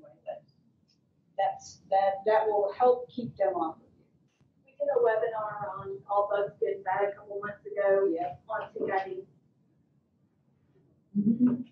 And then pants in the socks, underneath the chaps. There's your tick repellent that goes on the clothing, especially on the lower part of the body. Mosquitoes, of course, after flooding events and things like that, that's right time for disease outbreaks, increased health risks. So DEET on the skin, permethrins on the clothes, and you should avoid most of these pests that would be out there. There were reports in North Carolina about massive giant mosquitoes after the hurricanes. And those massive giant mosquitoes are always there, just with all the standing water of the hurricanes. They were laying more eggs and producing more. So that there looks like there's more pests, but it's really that where they are, where they're not where we expect them to be, where they got great conditions for breeding. And I've never actually seen this. The rafting, fire ants. Yeah. So obviously there's the big mounds that we can see. I always seem to find the one that's just starting out, just getting a foot in the door. And sure enough, I'm digging right there, or I walk right there. But if you're in flooded areas, marshy areas, there's a lot of organic matter. It's probably not even always going to be as apparent as something as defined as this. They're going to be on a log, a small twig, and you accidentally walk by it, and they hitch a ride on you, and it's in no time before they're stinging you, and you're regretting leaving the house that morning. So, And the mats don't look. It's not till you look at them that you realize they're moving. They can truly float in the water. They're buoyant, and they put the queen and the young and the eggs or whatever they call the larvae in the middle, and they float along. And when they bump into something, they will grab on. And they don't care if it's your rescue boat or your lake. They'll grab on and start climbing out. And then they do, which fire ants do. What do you do if one of these bumps into your leg? Stick your leg under the water and shake? No, that's not going to work at all. You pull it out and brush them off. That's the only way you're going to get them off. You can't untangle them by submerging them. That won't help you. hopefully put the saw down first. Yeah. If you can, if you're not actually in water walking. And there's something else to think about with this too. Because the fire ants are moving around, this is a case where you'll have ants where you don't, I don't know.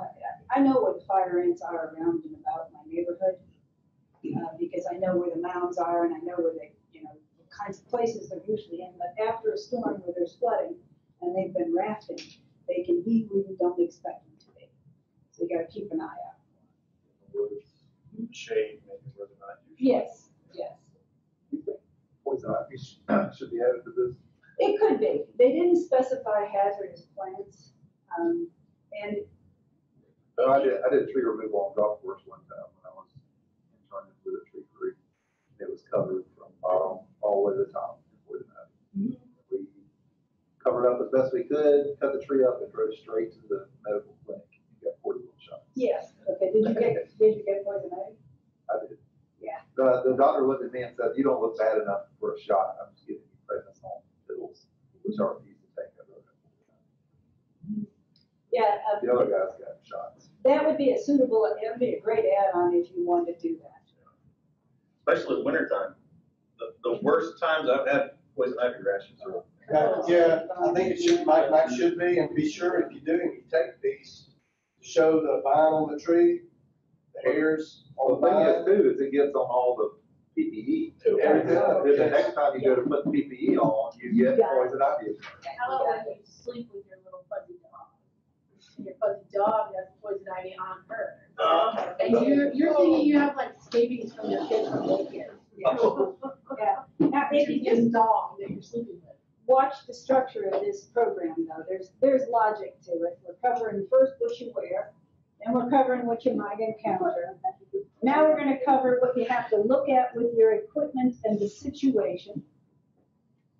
And we're going to cover a safe carry and a safe start, and then it stops. So you don't have to turn on the chainsaw ever, which you don't want to do because you don't have insurance that will cover a potential accident with the chainsaw. So.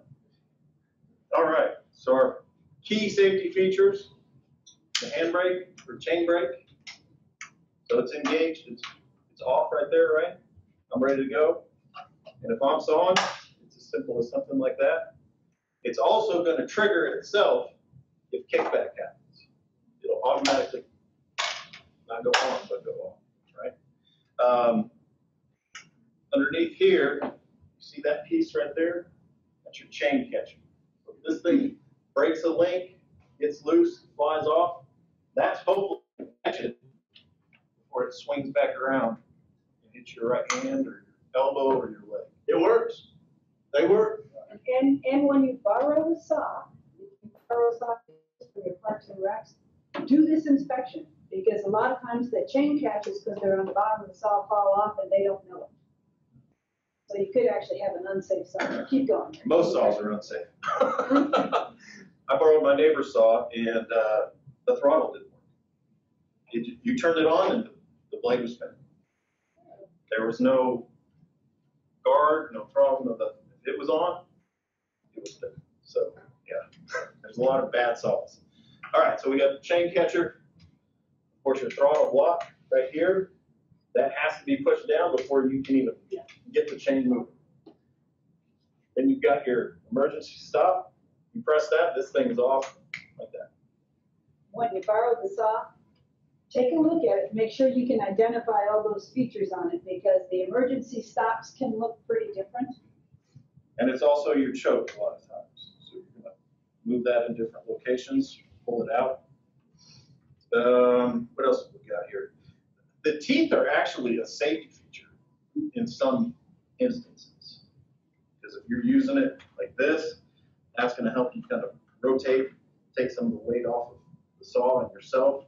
So the teeth, while not listed on here, are a safety feature. This is your right hand protection. You know, if that blade comes around, hopefully it's going to hit the bottom of this before it hits your hands. That's actually a safety feature in itself. Some saws won't have the cheek teeth, like if it's a little tree saw, if it's a lightweight tree saw, it won't have the teeth.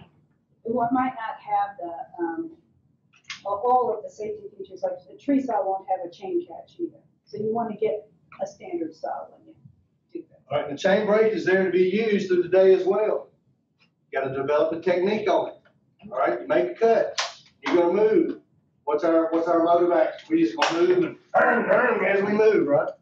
You take more than one cut, get that chain brake, more than one step, get that chain brake till you get to the next cut, and then release your chain brake. Take another step. Two steps or more than 2 steps, put the chain brake on. What do? We trip.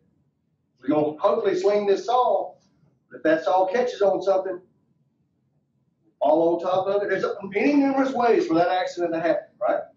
Wait, show me. I like more than one step, and I didn't get it till the guy from North Atlantic Training Solutions. And I watched him and his technique and how simple he made this dangerous job, and he was safe the entire time. That's when I picked it up, and it's now. And I get it, and I see it. And if you don't hear that click, it starts triggering in your mind when you're moving. Can you show them? Operate the chain brake with your... Yeah, the chain brake is loose right now. Yeah, all you gotta do is hit it. Operate it with your backhand there. With my backhand. No, push it forward. See, that's it. You never do that. You know why? Pushing it, what can happen there? Go down and get in your leg. Yeah, exactly. You also get your hand, you can miss it and hit that chain. Well, I would never do that. I mean, it's hard for me to take my right hand off the saw, and I'm a left-handed guy. This is how I want to use this saw. But can you do that? That is unsafe right there. Anybody figure it out why? The chain, when I'm on the same side now as this blade, I am more exposed to something that's moving at 68 miles an hour. And makes Yeah, ugly show the cut. proper hold there. Bruce. I didn't tell y'all that the CDC reports 36,000 cuts a year. Show them the right-handed, left-handed thing again. There's no such thing as a left-handed chainsaw. That's the way it is showing you there. It's always right-handed operated like that. And also now bring it up. See that blade's gonna miss his head if it kicks back. Whereas if he operates it reversing his hands, where's that blade going if he gets kicked back?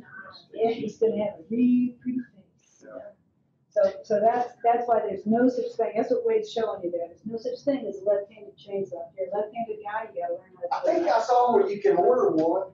No, Did we talk about that? Because I thought I found it. Well, show me, 'cause I have not seen it yet. And the brake, I mean, if you use a chainsaw more than a weekend, the brake is just, it's a natural. It's automatic. It's a natural motion. You'll get uncomfortable walking if you ain't heard that click.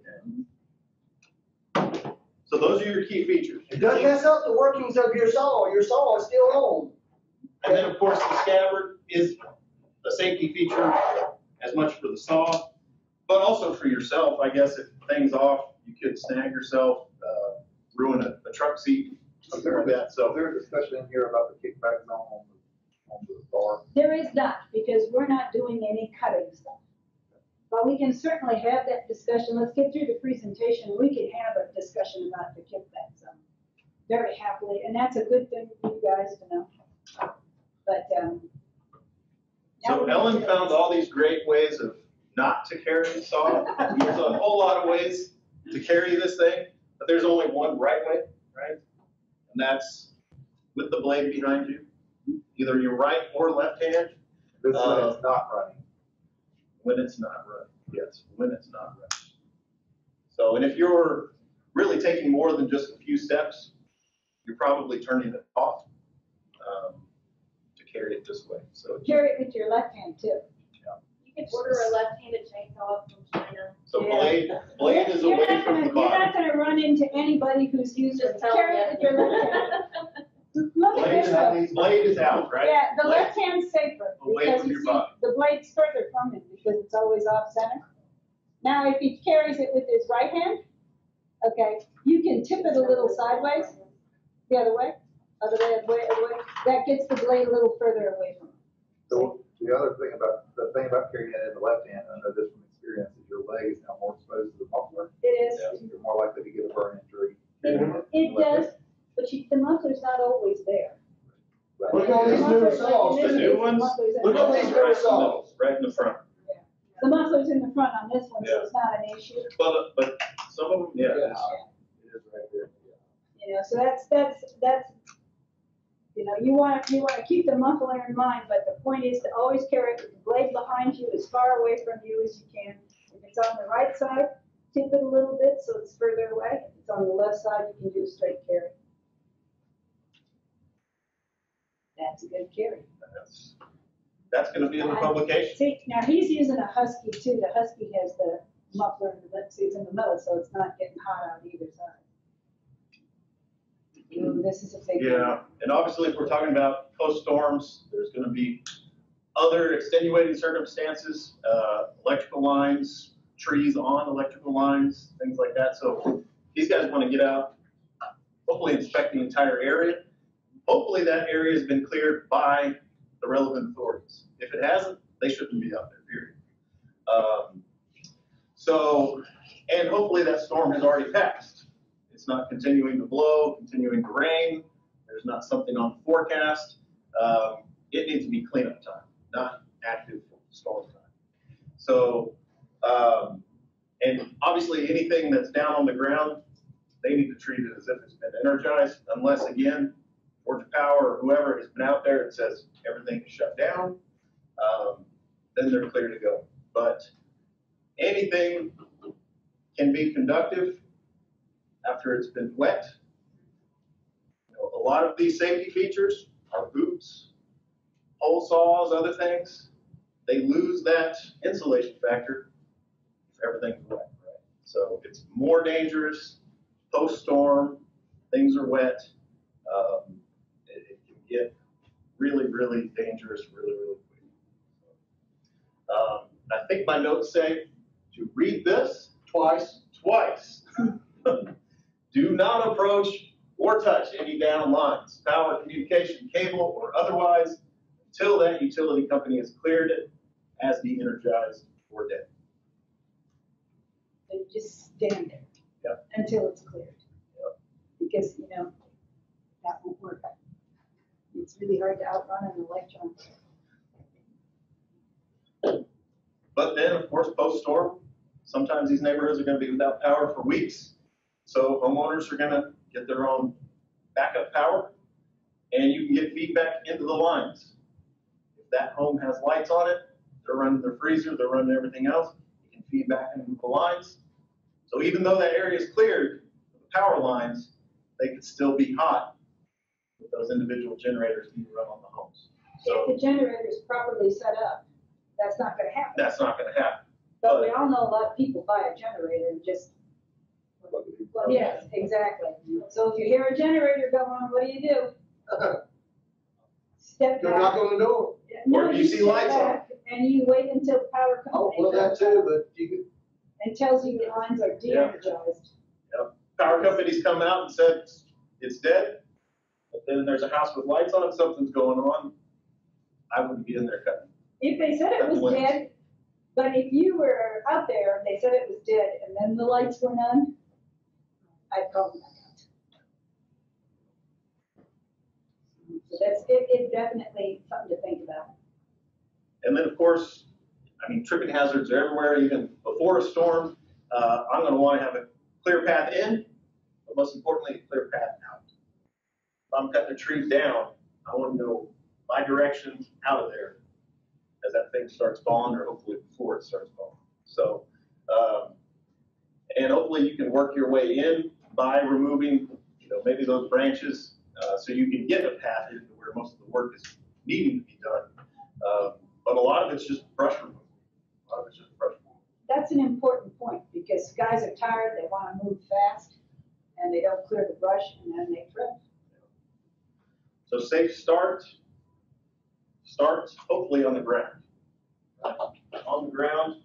That's why this thing is pretty broad and flat, also to catch that chain, but really so you can put your boot in there. Put your boot in there. Your boot ain't great. It ain't. That's what steel toe does. Yeah. So there's an alternative. What's the alternative if your boot All right, yeah. doesn't fit? How you gonna start your song? Well, if my boot doesn't fit, I could try the standing method, which I've never personally done. That works well, huh? But we would lock it in here. So this elbow is locked down, and I can pull that way. That's an OSHA approved Yeah, it is. safe method. What's not OSHA approved? Show them what's not OSHA approved. Oh, the Hondo start, right? Yeah. Yeah, that's not OSHA approved. Drop start. OSHA requires 2 points of contact. But there's another knee trick. Do you know the knee trick? The knee trick. Yeah, that's when you're. Oh, the knee on top of the bar? Yeah, no, on top of the. Yeah. Bar right here? Not the bar, but Yeah. right there. You get your boot like in, this. put You your can't knee get your boot, you can get your knee right there. Okay? One way or the other. So you Right got- there, right there, and right there. 2 points of contact. 2 points of contact. And if you're in a, if you're in a tree, you It can saves some life on the engine. hold it against the Wait till you tree get to as a a point point of contact. right here. You've got compression started. Don't just yank from right there. Don't yank from right there. Get that compression. Listen to it compress. Right there. See, now he's talking here. Something he feels very comfortable adding into this. But if you don't feel comfortable with the mechanics of the chainsaw, you don't need to because you're talking safety too. You know, you've been mentioning mufflers and starting and. Oh, hell, you know a county agent can't stay on track. But, I know The nothing. script on this slide is like 2 paragraphs. Yeah, but I know nothing about those things. So I just stick to the safety, because I'm comfortable with that. Probably the most important thing, and where I You would see his, He's got his knee on that one. in the Yeah. third slot, you see him, this is the third That's approved his name. method. Okay, this is the yank start. The blade is not in that tree. No, he's just pinching it Elbow between locked. his legs. Secure between your knees. And then there's the, with the foot in it. But the drop start, Actually, if you recall the chainsaw check back, he does a pinch thing. He pinches it you between see, his legs. yeah, he did. Yeah. So, So- you see him.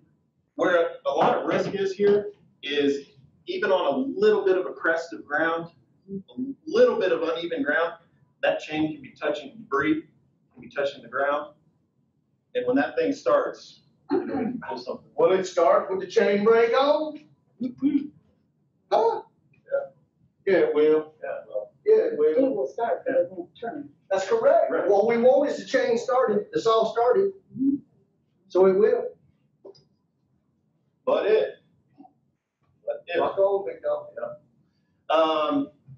And of course, being a good example. I'm kind of the worst when I do my gardening programs. I tell people how to do things right, and then in my garden, I'm doing most of those things wrong. But really, safety starts by being an example, teaching that example, but also being that example.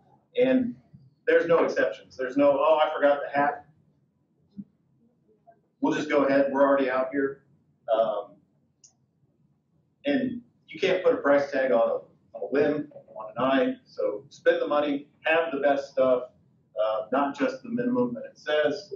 And you know, if they're going to be professionals, invest the time to maintain those credentials, to be trained, to be most aware, up to date on the recommended practices, and knowledge that goes with being a professional.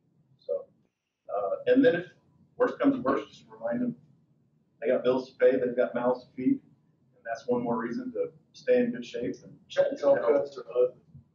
Ain't no way around that. yeah, You know, Ellen's got a good model here of what. about the way. Yeah.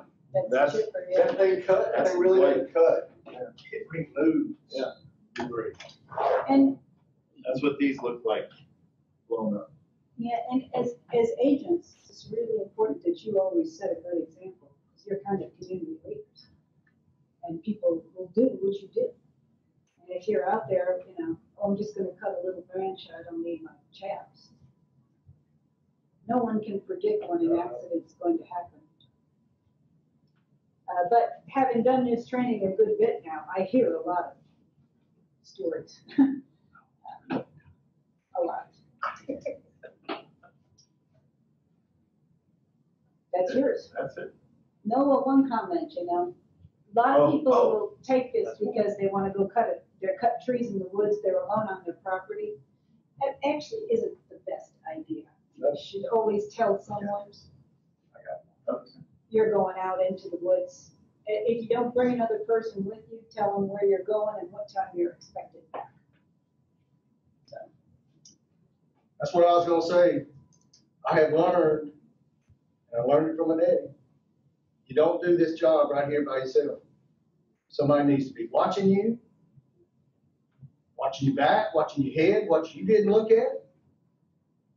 You're gonna do it by yourself. Tell somebody you're leaving and I'm taking the chainsaw with me. If I ain't back in a half an hour, this is where I'm gonna be. Hopefully intact. My daddy taught me a lot of things. Using the chainsaw is one of them. The day he had his stroke, chainsaw was on his mind. All right, there was a lot of things in between the start to that morning and when he had his stroke. But it was the trees he was going to cut down that brought on that man's stroke. That's way off subject, but that's the last point, is to give you a reason to want to put this stuff on. And if personal protection equipment, don't do it by itself. Think of the ones who are going to suffer if we get hurt.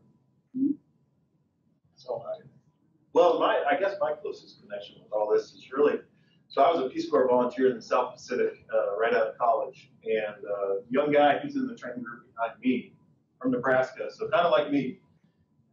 Oklahoma, I grew up, there's no trees, there's cottonwoods along the creeks, that's it. So I'm not used to Southeast, everywhere you're underneath a tree.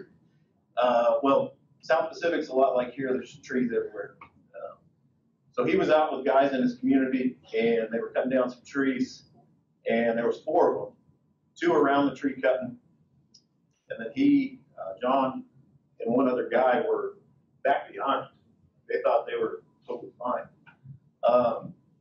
That tree started falling, and I guess there was enough vines up in there that connected with the dead limb. So anyway, it fell, and he and the other guy from his community died. So yes, don't cut alone. Once you start. Takes 2 sets of eyes, to fully scope the entire situation out. These other trainings, where you get the 5-step failing plan, if you get the chance to host one, host one.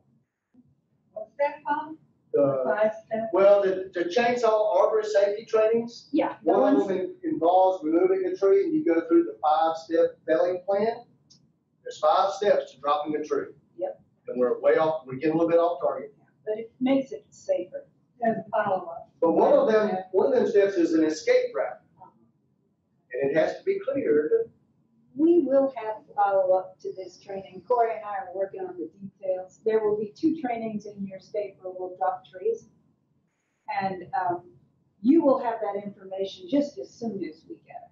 I've got you now, so there'll be some pretty regular communication from us. And if you feel comfortable talking about the mechanics of the saw, by all means do so. If you don't feel comfortable about talking about the mechanics, just stick to safety. That'll be news. And when you get a question that you don't know the answer to, you can often turn that over to the class. A lot of times somebody in that classroom will know the answer as well. And also ask them for personal experiences. There's a lot of very reinforcing war stories like these 2 we're getting here that will come with the training too. So it's an easy training to hold. It's well received. You can see the structure of it. We go through dressing for it. Insect pests, you got to watch out because of storms, increasing their irritation and moving them around. Then when you're looking at your chainsaw, then when you're looking at your site, electricity, tripping hazards, and then we start the chainsaw, safe start. So that's the structure of the course. And then when the chainsaw is running, that's where the next trainings that Cory and I are going to put together. So you'll have a nice package to offer your attendees. Are there any other questions for the SAW team here? What do I need from you? A date, an agenda, and then after that I need the sign-in sheets and the evaluations. Now I'm going to hand the evaluations out to you. This is the same evaluation you'll be using. It allows you to determine level 1 and level 3 impact. Did you learn something new? It has very few words on it. I'll compile this later this week and get it out to you. Want to hand out the guy's pencil? Oh, this crowd has this. You the back? I'll need one more, Josh. I'm sorry. I thought. There you go. Now we're good. It's designed to be fast and easy. You don't put your name on it. It's anonymous. Sometimes the guys that you'll be training will not really be functionally literate. So if you see Everybody get to handle enough stuff? And y'all said that there's somebody that'll help with Spanish training? Yes. Oh, if you want a Spanish training, we'll send Rolando Mariano to you. And we just need to work on him. We might need to work on him with scheduling too. We'll include him. If you want to hold a Spanish one, give a couple of days and we'll get Rolando on it. We want to pass these out to them? We have them to hand out with the equipment back there. Yeah, they got a whole thing. You're going to get the ANSI standards too.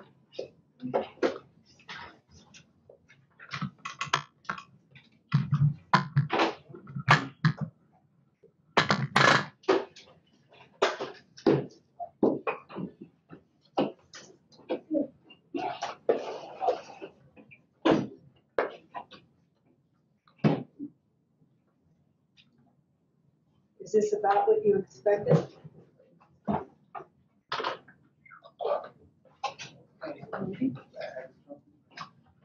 We could do one name at Figure Eight. Yep. Oh, the tree drop. Demonstration? I was, already talked to Kathy Coleman about doing one at Sand Hill, but we could do one at PDT. Yes.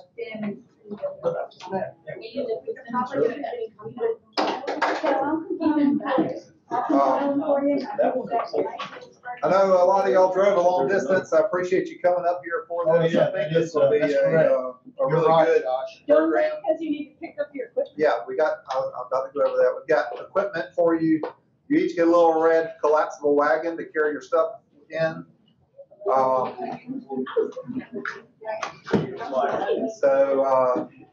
great thing about this. Book, man, anybody speak any of the other languages in this book? Because there's every language in the world in this book for this hard So the good thing about this, yes, you have to do a training before March 15th, but after that, this is yours to do anytime you want going forward. So I encourage you to use it. It is a multi-state training, so that looks really good on promotion packets and evaluations, that sort of thing. It's a really good program overall. Like Ellen said, we'll be building off of it some more. So thank you all for coming. Those of you online too, thank y'all for participating. We'll work out a way. Chase and Ben, y'all are still on there. We'll work out a way to get you your supplies. I'm gonna take Chase's. You're taking, so Vicky's taking yours, Chase, and Ben, we'll figure out a way to get you your stuff, too. So, Somebody take that. yeah, I don't, Parker could take that stuff. Tomorrow beach? No, the Charles. Charles. Or at least take yours, Charles. The guys online, I guess y'all can cut loose, so maybe we're wrapping up here. We're just going to pass out equipment. So, appreciate it. I was gonna say, we'll see how that. Those are Ellen's. And can I say something to you? If you can train 20, that's good, but if you can train 50,